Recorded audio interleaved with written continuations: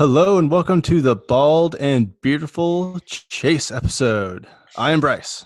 I'm Chris. And I'm bald. And I'm beautiful. You sound overly happy for what's about to happen. 6 to midnight, big guy. 6 to midnight. You really need to stop thinking about me. Anyway, so we have to start this episode off with our side bets because Chris finally got his first win. This is technically our fourth bet, right? Well, let's look. So yes, we are at number 4, and the record is as stands. Yep, I getting my first punishment here, and overall it shouldn't be too bad. I'm honestly, from what it was gonna be to what it is, it definitely could have been a lot worse. Well, you weaseled your way out of having to eat my a way out of habanero. nothing. You were supposed to eat a habanero. No, that's all I'm saying. That's all I'm saying. We made us so for those that didn't listen to our previous chaser episode or previous recap video. We made a bet that we were going to pick the total number of touchdowns. Which game was that? I'm blanking. Houston and Indy? Yeah, Houston and Indy. It's Thursday night? Yeah. I chose, and it was Price is Right rules. Whoever got the closest without going over wins. Seeing how there are only 4 touchdowns between both teams, I picked 6. Chris picked 3. Chris wins that bet. Therefore, hence the loss. Then came the confusion of what the punishment actually was, and we never actually set it on a video, so there's no way to go back and check it. So we just did another bet that was actually recorded. That bet being the Sunday night game for 49ers and Green Bay. Chris was given the option to pick any one of the games that I was playing that week. He picked that game. I just had to pick the winner. I guessed right, therefore I took the lesser of the 2 punishments. Didn't get out of the punishment. I just don't get hurt as much. So I have to eat a jalapeno before we really get into this. So okay. Let's do the switch over.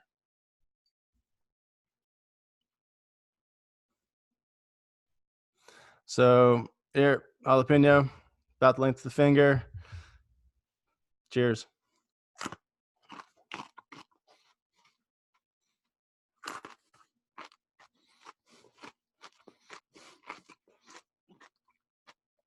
The seeds are going to be the worst part.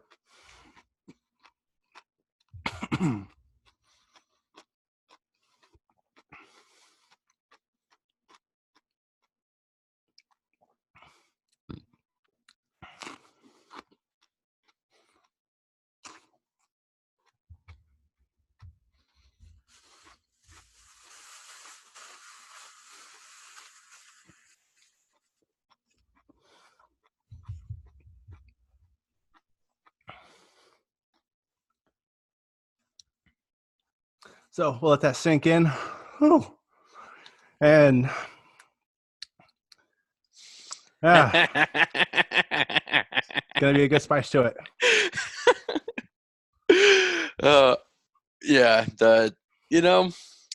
it had a good crunch to it. Like it sounded pretty tasty. Not gonna lie. It's overall wasn't too bad, but it definitely kind of creep up on me. Should have been a habanero. It would have been smaller. Yeah, but it would have been spicier. So I mean, you get more video content out of the jalapeno, but then again, I may not suffer as long. Oh God. All right, what's next? We're talking about the lonely Cincinnati Bengals 0-11, facing the Jets at home this week against the Jets. Jets with a bang-up job against Oakland. I don't see them getting this win this week, even against the Jets. Last week they played the Steelers, and they did have the lead for a little bit. They looked like they could have gotten their first win, but overall, but in the end, just couldn't pull it out. Care to elaborate? No, I said all I wanted to say. No, I am Jets, even though they're not the best team in the NFL, could pull out a good win over Bengals, but Bengals definitely have a shot, and I think this is one of their few shots they have at getting a win. All right, I don't see it. I think the Jets still come away with a win. I picked the Jets this week to win anyway, as far as my picks. Me too. I think potentially. Did you just contradict yourself then, saying that the Bengals have a chance to win even though you picked the Jets? And just because they have a chance to doesn't mean I think they will. Oh. So no, I did not. Yeah, I don't think Big Red makes a big enough difference. I still think that Darnold and Mr. Le'Veon Bell will take this one pretty handedly.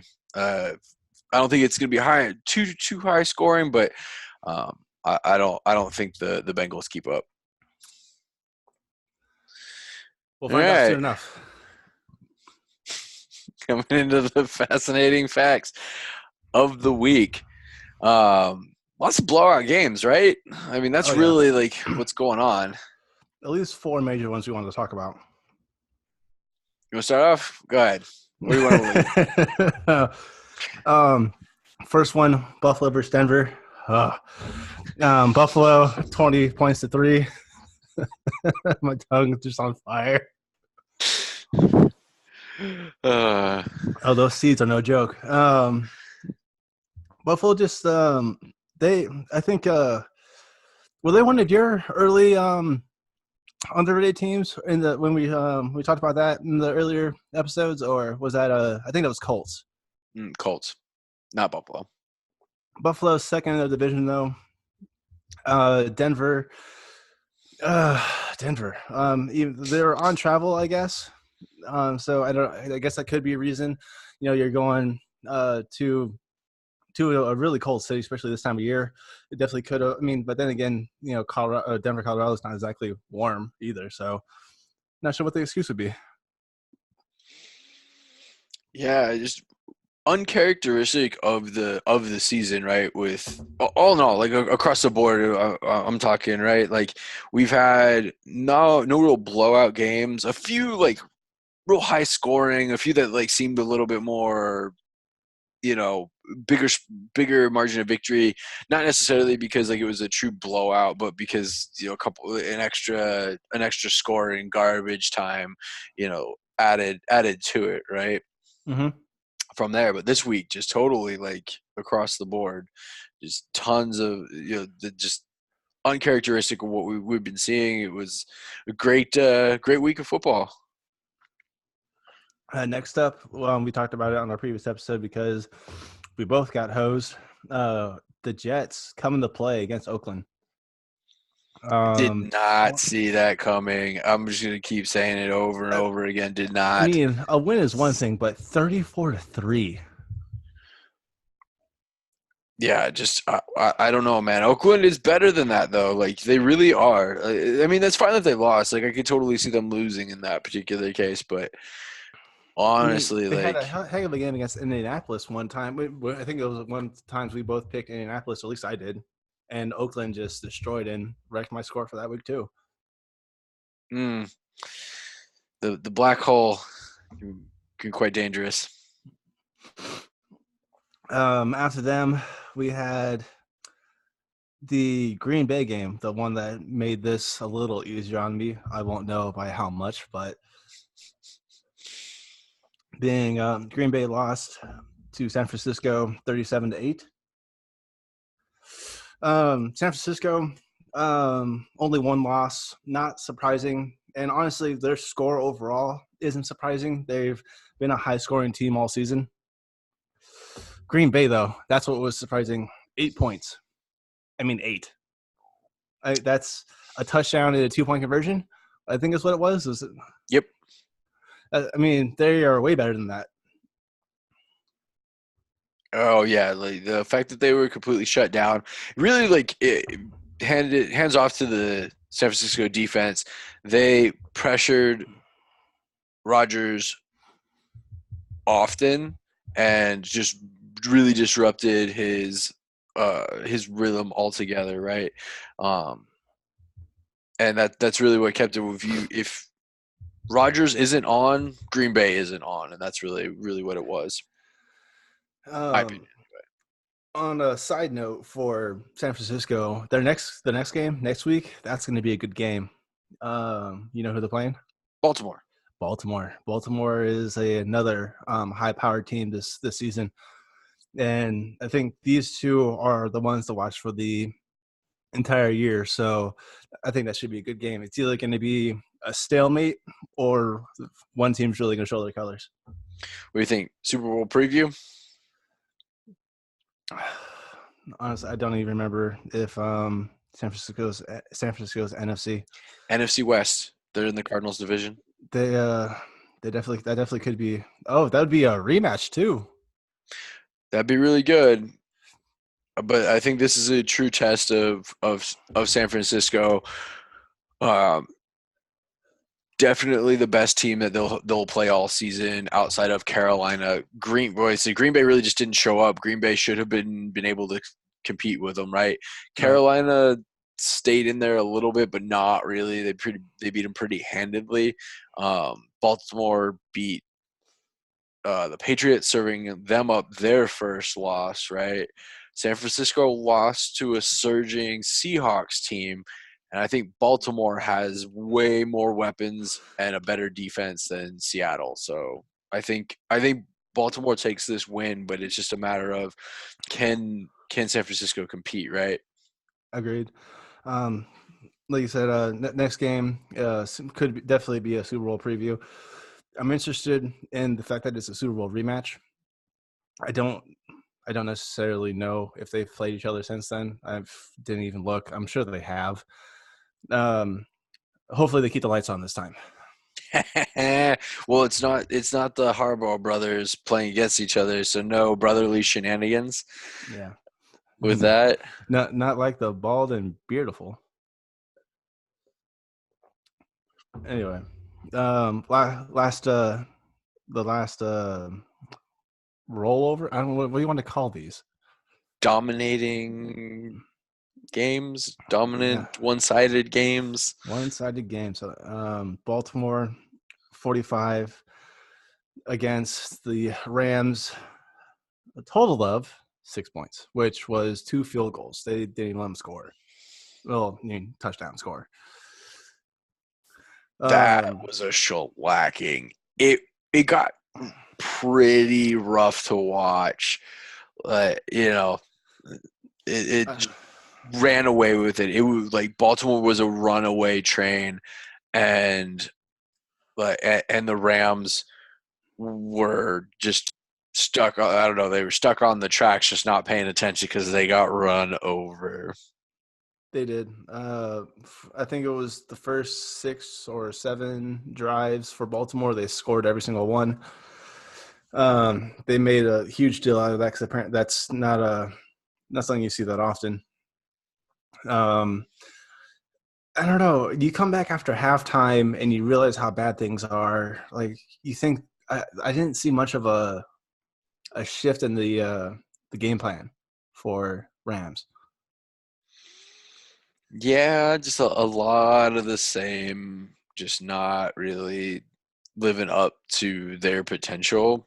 I think, in everybody's opinion, I think that they have plenty of talent. They have plenty of key players in key positions to be a great team, and they're just not pulling it together. I think they're spiraling at this point. I almost picked Arizona this week just for that fact that I kind of feel like the Rams are spiraling, but I don't necessarily trust Arizona. So I stayed away this week. Yeah, they can really go either way. You never know. I think that pretty much sums up our fascinating facts. Those are the main games. All right.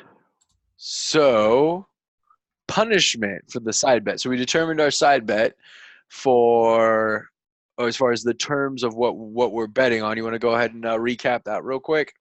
Recap. Saints versus Falcons, Thursday night football. Chris going with we made it the traditional over-under betting. Total number of rushing yards between both teams. Betting the over and under, Chris went with 200. I took the under 200, hoping that it's going to be a decent stalemate between the two of them. Low scoring, no breakaways. Let's do this. Loser.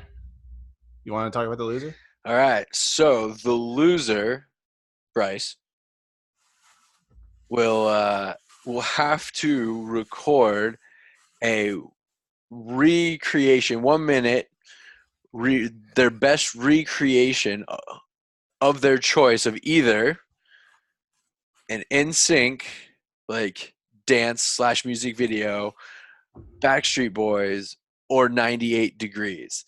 Of their choice, play the music, do the dance to the best of their ability, 1 minute recording. I'm looking forward to seeing if you've got some moves, bud. 6'3", 260 pounds. Not much. I'm not even gonna. I don't feel the need to give my my dimensions at this particular juncture. Because mine's all muscle and yours is not. What? It's okay. Laugh it up, P-boy. No, I'll laugh all I want, and even if I have to make that video, I'll laugh at myself making it. Totally thought you just said you were going to laugh at yourself naked. I was like, but that's not the bet. But that's what it sounded like. Making it. Oh my God. Enunciate. It's hard when your tongue's on fire. It's better now. It is better now. Not 100% gone though. Anyway, I think we need to wrap this up. All right. So please email us at thebaldandbeautiful@gmail.com. Let us know your thoughts. Let us know your hopes, your dreams. We don't care. Just email us. No cork picks. Subscribe, hit the like button. Let us know that you're enjoying our videos. Find us on Facebook at The Bald and Beautiful. So I post these videos there in case you don't like checking YouTube. You'll at least have a link there. But Thanksgiving's coming up. Enjoy the holiday. We will be talking to you guys next week. Gobble, gobble, gobble.